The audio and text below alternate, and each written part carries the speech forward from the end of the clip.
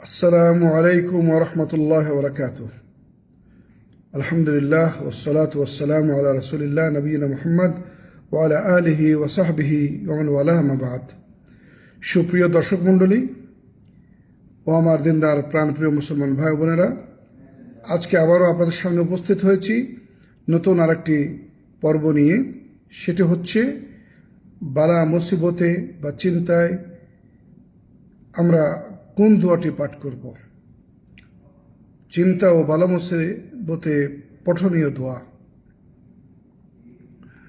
عن أنس رضي الله عنه عن النبي صلى الله عليه وسلم أنه كان إذا أحزبه أمر قال يا حي يا قيوم برحمتك أستغيث.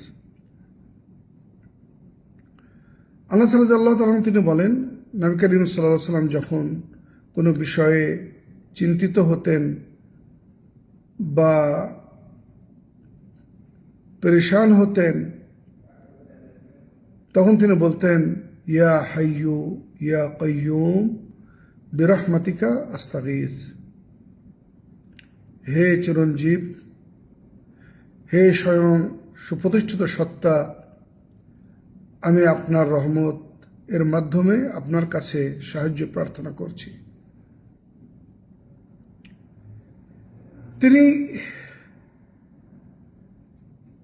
আরো যে কাজটি করতেন সেটি হলো এই যে বেশি বেশি আল্লাহ রাব্বুল আলামিনের দরবারে তখন তিনি দোয়া করতেন। আসমানের দিকে তাকিয়ে তিনি বলতেন সুবহানাল্লাহিল আযীম। অনুরূপভাবে আমরা সকলেই জানি যে যখন ইউনুস আলাইহিস সালাম, যাকে যিন্নুন বলা হয়, উনি যখন বিপদে পড়েছিলেন, মুসিবতে পড়েছিলেন, আল্লাহ রাব্বুল আলামিন তাকে একটি দোয়া শিখিয়েছিলেন, যে দোয়ার মাধ্যমে আল্লাহ তাকে পরিত্রাণ দিয়েছিলেন। সেটা কি ছিল? লা ইলাহা ইল্লা আনতা সুবহানাকা ইন্নী কুনতু মিনাজ জালিমিন।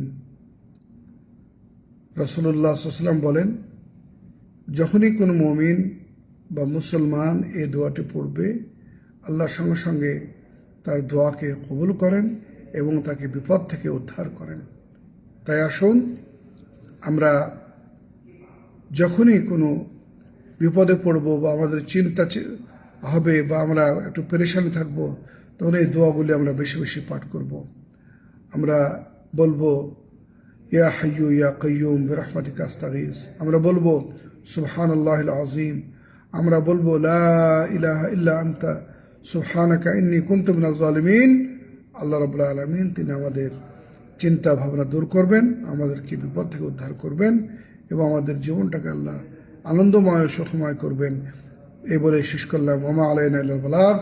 ওয়া সাল্লাল্লাহু তাআলা আলা নবিয়িনা মুহাম্মদ ওয়া আলা আলিহি ওয়া সাহবিহি ওয়া সাল্লাম। আসসালামু আলাইকুম ওয়া রাহমাতুল্লাহি ওয়া বারাকাতুহু।